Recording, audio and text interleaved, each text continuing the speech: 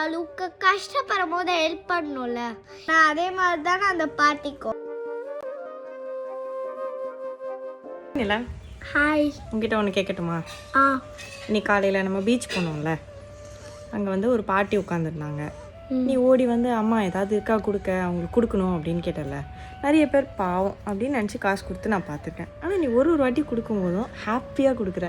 ஏன் கொடுக்கணும்னு உனக்கு தோணுது? எதனால் ஏன்னா அவங்களுக்கு என்ன ஆச்சுன்னு நமக்கு தெரியாது. அவங்க நம்மக்கிட்ட ஏதாச்சும் உதவி கேட்பாங்கல்ல.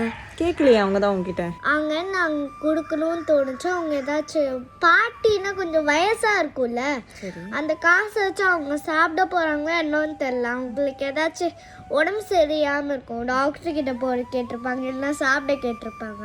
ஓகே, அப்படின்னு ஏதாச்சும் கேட்டால் சரி யார் வேணால் கொடுக்கலாம்ல, நீ ஏன் கொடுக்கணும்னு நினைக்கிறேன்? ஏன்னா அவங்களுக்கு ஏதாச்சும் ஆச்சுன்னா நான் கொடுக்கலாம்ல.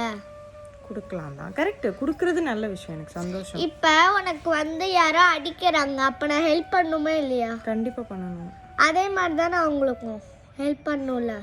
Okay okay fine. அப்போ அதுக்கப்புறம் நீ அவங்கள பார்க்க மாட்டே தானே, அவங்க உனக்கு ஃப்ரெண்டாக இருக்க மாட்டாங்க. இப்போ நான் வந்து உனக்கு அம்மா, இப்போ என்னாவது அடிக்கிறாங்கன்னா நீ என்னை காப்பாற்றணும்னு வருவேன். ஆனால் அவங்க உனக்கு ஃப்ரெண்டு கூட கிடையாது தானே. ஆமாம், அப்புறம் தெரியாதவங்களா இருந்தாலும் கஷ்டப்படும் போது ஹெல்ப் பண்ணணும்ல. இப்போ நீ அன்னைக்கு என்ன ரூட் கேனல் பண்ண கூப்பிட்டு போகும்போது அங்கே ஒரு அண்ணா உனக்கு தெரியாதவங்க தானே, உன் ஃபேமிலியிலேயே, அப்போ அவங்க கீழே வரும்போதே ஹெல்ப் பண்ண. அதே மாதிரி தானே அந்த பாட்டிக்கும்.